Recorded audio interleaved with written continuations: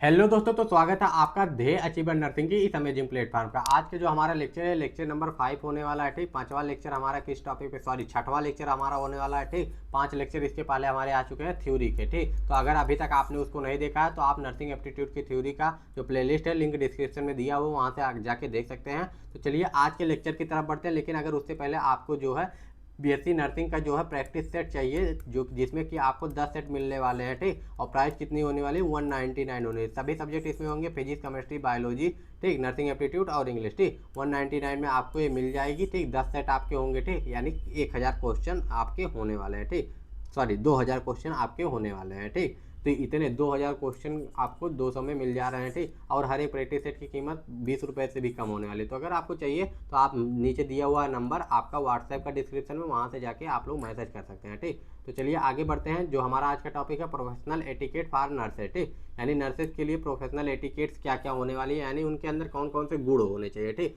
Simple भाषा में गुण क्या क्या होने चाहिए। ठीक, एक पेशेवर नर्स के लिए क्या क्या गुणवत्ता होनी चाहिए, उच्च गुणवत्ता क्या क्या होनी चाहिए, देखभाल करना, व्यावसायिकता, ये सारी चीज़ों के अलावा क्या क्या थी। तो सबसे पहला आता है हॉनेस्टी। हॉनेस्टी तो हर एक पर्सन के अंदर होनी चाहिए, चाहे वो नर्स हो चाहे कोई भी। ठीक, रिलायबिलिटी होनी चाहिए, इंटेग्रिटी होनी चाहिए। ठीक, तो एक नर्स की विश्वसनीयता और अखंडता पे कोई संदिग्ध नहीं होना चाहिए। ठीक, और पेशेंट के जो है, पेशेंट को जो है कम्युनिकेट करने भी एक जो है आना चाहिए, यानी हॉनेस्टी जो है एक अच्छा है। ठीक, उसके बाद लॉयल्टी यानी होनी चाहिए। ठीक, लॉयल्टी का क्या मतलब है, यह जो गुण है स्कूल मतलब सभी नर्सों के साथ होना चाहिए, वरिष्ठ अधिकारियों के साथ होनी चाहिए। ठीक, रोगियों के साथ होनी चाहिए, सभी के साथ लॉयल्टी होनी चाहिए एक नर्स की। ठीक, उसके अंदर एक लॉयल्टी होनी चाहिए, चाहे वो अपना सीनियर हो उसका, चाहे उसके साथी वाले नर्स जो हो। ठीक, ये आप कोई भी हो। ठीक, तो एक अच्छा प्रोफेशन है तो इसमें आपकी लॉयल्टी होनी चाहिए, डिसिप्लिन होना चाहिए। ठीक, तो आप डिसिप्लिन, अनुशासन होना बहुत ही जरूरी है। ठीक, क्योंकि अगर आप टाइम पे नहीं आएंगे तो आप अपने छोटे वाले को कैसे कह सकते हैं कि आप टाइम पे आ जाइए। ठीक, तो आपका डिसिप्लिन होना जरूरी है, जितने टाइम से आना है, जितने टाइम से जाना है, सारी चीज़ें अपने वर्क को सही से कीजिए, सारी चीज़ें डिसिप्लिन भी होना जरूरी है। ठीक, उसके बाद में ये सारे बहुत छोटे छोटे जो है टॉपिक्स हैं, इसीलिए इनको बहुत जल्दी जल्दी कवर किया जा रहा है, क्योंकि इनसे क्वेश्चन कम आएंगे। क्वेश्चन आने वाले टॉपिक जो है आगे आने वाला है। ठीक, this is a major important. ठीक, मेजर इंपॉर्टेंट पर्सनल अपीयरेंस। ठीक, अगर आप खुद ही साफ नहीं दिखेंगे, अच्छे नहीं दिखेंगे, हाइजीनिक नहीं दिखेंगे, तो आप पेशेंट को कैसे कह पाएंगे कि आपको जो है साफ सफाई मेंटेन करके रखनी है, सारी चीज़ें करके रखनी है। ठीक, तो हाइजीन मेंटेन करना, पर्सनल हाइजीन मेंटेन करके रखना है बहुत ज़रूरी है। ठीक, एक नर्स के लिए। ठीक, और ज्वेलर, एक्सपेंसिव कॉस्मेटिक, ये सारी चीज़ों को नहीं जो है यूज करना है आपने ड्यूटी के टाइम पे। ठीक, इसके बाद में आपका आ जाता है tact, sympathetic and sense of humour होना चाहिए। ठीक, सेंस ऑफ ह्यूमर होना जरूरी है, सिंपैथी होना जरूरी है। ठीक, और भी सारी चीज़ें पेशेंट के प्रति, ये सारी चीज़ें आपकी होनी जरूरी है। ठीक, qualities of professional qualified nurse में जैसे केयरिंग होने चाहिए, केयरिंग होना चाहिए। ठीक, मतलब केयर करने वाला होना चाहिए। ठीक, provide care, supportive, responsibility, passion होना चाहिए। ठीक, डेडिकेशन होना चाहिए। ठीक, ये सारी चीज़ें आपकी होनी चाहिए। ठीक, तो ये हो गया आपके स्किल होनी चाहिए। स्किल होना तो बहुत ही जरूरी है, क्वालिटी में यही आता है कि स्किल तो कम से कम होना चाहिए, जैसे कम्युनिकेशन स्किल होना चाहिए, पीपुल पीपुल स्किल होना चाहिए, ऑर्गेनाइजेशनल प्रैक्टिस होना चाहिए, कल्चरल प्रैक्टिस होनी चाहिए, अच्छे से समझ में आने चाहिए, उसको होना चाहिए। ठीक, और आपका प्रॉब्लम सॉल्विंग होना चाहिए। ठीक, लिटरेसी अपडेट रेगुलरली होनी चाहिए। ठीक, नॉलेज और अंडरस्टैंडिंग होना चाहिए, एथिक्स की नॉलेज होनी चाहिए, लॉ की नॉलेज होनी चाहिए। ठीक, अपडेट नॉलेज जो उसका अपडेटेड होना चाहिए। ठीक, कंपोनेंट, पैथोलॉजी, ये सारी चीज़ें मतलब नॉलेज, आपका रोल एंड रिस्पॉन्सिबिलिटी आपको क्या हो पता होनी चाहिए, हेल्थ नीड्स क्या क्या होने वाली है, एम्पैथी क्या होने वाली है, ये सारी चीज़ें पता होनी चाहिए। ठीक, इसके बाद कम्युनिकेशन अच्छी होनी चाहिए, listening the patient, family, team. ठीक, यानी सबकी जो है बातों को पहले सुनना चाहिए, पेशेंट की तो बातें बिल्कुल सुननी चाहिए कि वो क्या कह रहा है। ठीक, ऐसा नहीं है कि वो कुछ भी कहे उसको चुप करवा दीजिए। ठीक, ओरल हो, राइटिंग, सारी चीज़ें, उसका कम्युनिकेशन जो है बहुत अच्छा होना चाहिए, लिसनिंग का कम्युनिकेशन हो। ठीक, चाहे सुनने का कैपेसिटी हो। ठीक, चाहे वो बोलने की कैपेसिटी हो, सारी चीज़ें अच्छी होनी चाहिए कम्युनिकेशन में। ठीक, उसका स्किल भी स्ट्रांग होना चाहिए, इंफॉर्मेटिव होना चाहिए। ठीक, और आउटकम अच्छा निकाल के देने वाला होना चाहिए। ठीक, एम्पैथी होनी चाहिए। ठीक, अंडरस्टैंडिंग, कंपैशन, ठीक, हेल्पिंग, नोइंग। ठीक, रिस्पेक्ट होनी चाहिए। ठीक, ट्रस्ट होना चाहिए, हॉनेस्टी होनी चाहिए, वर्क में टीम वर्क उसको आना चाहिए, इंडिपेंडेंटली वर्क करने आना चाहिए, हार्ड वर्किंग होना चाहिए, ये सारी चीज़ें आपकी होनी चाहिए। ठीक, इसके बाद में आगे आ जाता है हमारा जो है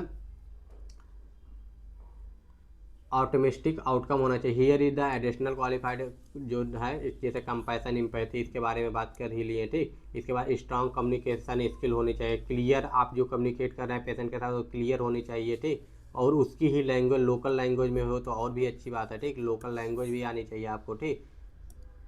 ऐसा नहीं कि पेशेंट को समझा रहे हैं तो इंग्लिश में समझाएं, ठीक। उसके लोकल लैंग्वेज में से क्रिटिकल थिंकिंग, प्रॉब्लम सॉल्विंग होनी चाहिए, ठीक। रोगी की स्थिति का विश्लेषण करने आपको आना चाहिए, ठीक। सारी चीज़ें एनालिसिस करने आना चाहिए।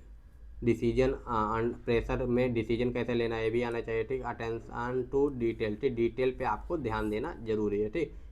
इसके बाद में अडाप्टेबिलिटी एंड फ्लेक्सिबिलिटी, आपके अंदर अडाप्टेबिलिटी होनी चाहिए, ठीक। और फ्लेक्सिबिलिटी भी होनी चाहिए, जैसे हैंडलिंग वेरी पेशेंट नीड्स, उसके हैंडल करना, ठीक। अनएक्सपेक्टेड इमरजेंसीज के लिए आपको फ्लेक्सिबल होना चाहिए, अडाप्टेबल होना चाहिए, ठीक।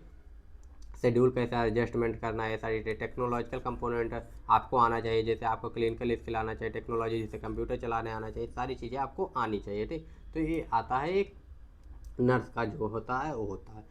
एथिकल एंड प्रोफेशनल इंटीग्रिटी होनी चाहिए, टीम वर्क और कोलेब्रेशन ये बहुत ही इंपॉर्टेंट है। अदर जैसे डॉक्टर के साथ, थेरेपिस्ट के साथ, या अदर जो है लैब टेक्नीशियन के साथ, फार्मेसी के, इनके साथ आपको कोलेब्रेशन में आना चाहिए, ठीक। इसके बाद आ जाता है इमोशनल, आपका इमोशनल जो है बहुत जल्दी इमोशनल नहीं हो सकते हैं, ठीक। इमोशनल रिलायंसी या पेटेंसी, ठीक। पेटेंस, ये सारी चीज़ें आपकी नहीं होनी चाहिए, ठीक।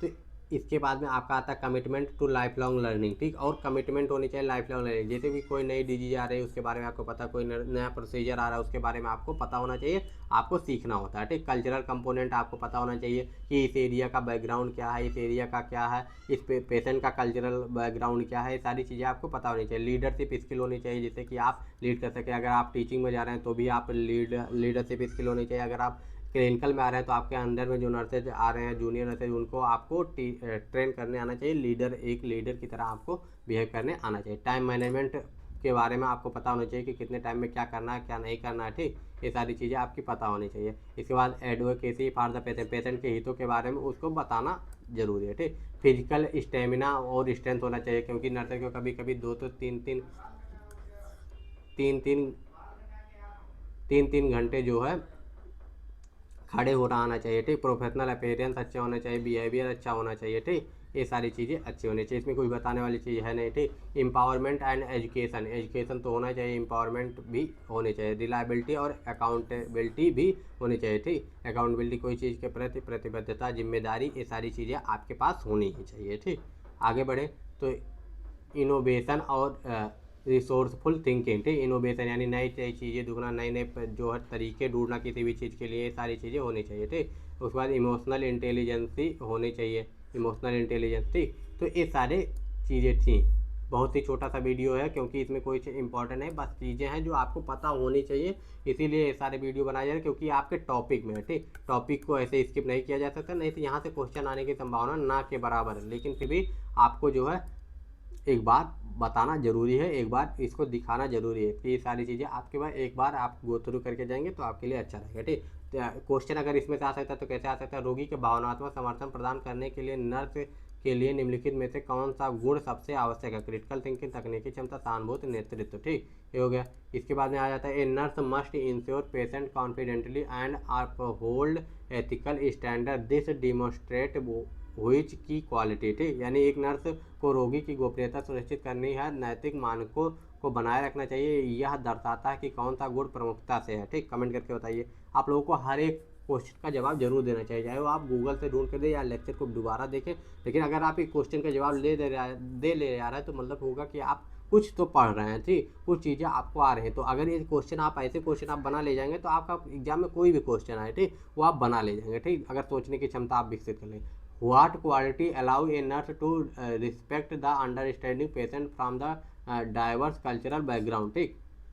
जल्दी से कमेंट करके बताइए इसका आंसर क्या होगा। इसके बाद a nurse who efficiently handle multiple patient and priorities task demonstration, ठीक। एक नर्स जो कुशलता पूर्वक कई रोगियों को संभालता है, कार्यों को प्राथमिकता देता है, प्रदर्शित करता है, क्या चीज़ें प्रदर्शित करता है, ठीक। Which of the following is an example of critical thinking in a nurse practice, ठीक। निम्नलिखित में से कौन नर्सिंग अभ्यास का महत्वपूर्ण सोच का एक उदाहरण है? आगे बढ़े। Why is emotional resilience important for nurse, ठीक। नर्सों के लिए भावनात्मक लचीलापन क्यों महत्वपूर्ण है? इसके बाद आगे बढ़ते हैं। अगला जो हमारा क्वेश्चन है, सारे क्वेश्चन के जवाब देने ही थे, चाहे आप वीडियो रोक दीजिए, पॉज कीजिए, उसके बाद कमेंट कीजिए, जल्दी जल्दी कीजिए, ठीक। हम ऐसा नहीं चाहते कि वीडियो बहुत लंबा हो, देखने में लंबा लगे लेकिन उसमें कुछ हो नहीं, इसीलिए हम जल्दी जल्दी कर रहे हैं, ठीक। मधुमेह के प्रबंधन के बारे में, डायबिटीज के प्रबंधन के बारे में मरीज को शिक्षित करने के लिए नर्स की गुणवत्ता प्रदर्शित कर रहे हैं। क्या चीज़, कौन सा गुण उसका प्रदर्शित कर रही है अगर वो डायबिटीज के बारे में शिक्षित कर रही है लोगों को, ठीक। तो ये हो गया आपका, इतने क्वेश्चन थे, 7 क्वेश्चन, 7 क्वेश्चनों के जवाब आपको देने हैं। तो मिलते हैं नेक्स्ट वीडियो में। अगर आपको कोई भी डाउट होगा, कोई भी दिक्कत होगा तो कमेंट करके पूछ लीजिए। जय हिंद, जय भारत।